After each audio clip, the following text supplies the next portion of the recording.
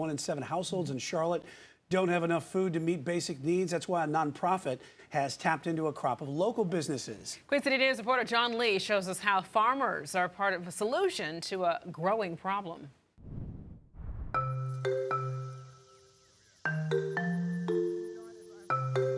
It's healthy, it's grown naturally. Farm to Table is more than a movement or a restaurant concept. It's also an approach to the fight against hunger. Just taste the freshness. Joe Rohr of Boy and Girl Farm in Waxhaw says for too many, fresh produce has become a luxury. I don't have access to it, either food deserts or can't afford it. With the prices of fruits and vegetables these days, it's hard. Joe's wife, Amy, processes what they pick. I wash, pack, sort. During the summer, they grow far more than they can sell. Summer produce overproduces. Stack it all up and the guys take it in the cooler, one of them. Whatever one has room, which this time of year is sparse. A community partnership turns their abundance into a resource. Amy sees it as a win-win. Call this high season.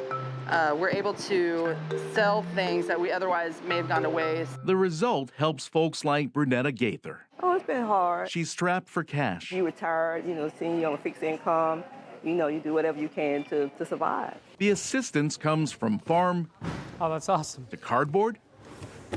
Every week, Freshlist packs hundreds of boxes.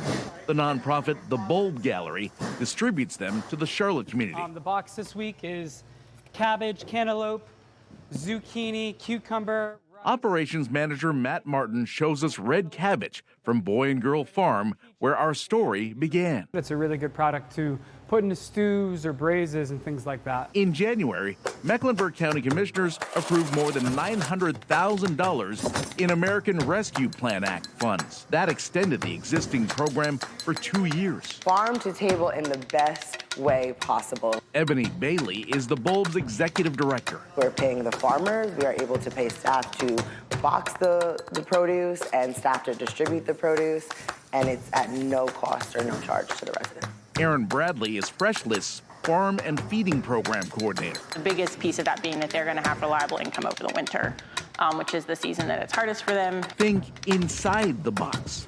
So hopefully the families that are getting this, it provides some sort of relief for them. The project's been a boon at Camp North End, one of the Bulb's mobile markets. They're set up like a farmer's market. We have lots of onions, so I'm going to give you some. Corn? The food trail takes us from the farm to a box to a mobile market just like this one, and that's a step closer to the table. Brunetta, who we met earlier, has a healthy appreciation. Oh, yeah, the strawberry. Right. That means a lot when you get food straight from the farm. Relief in its freshest form. It helps a lot. The owners of Boy and Girl Farm feel good knowing what could have been wasted has a home. It's an actual good way to spend like government funding, And their collective goal is the same, whether you think of it as farm to table or Produce to the people. In Waxhaw, John Lee, Queen City News. Wow, look at that.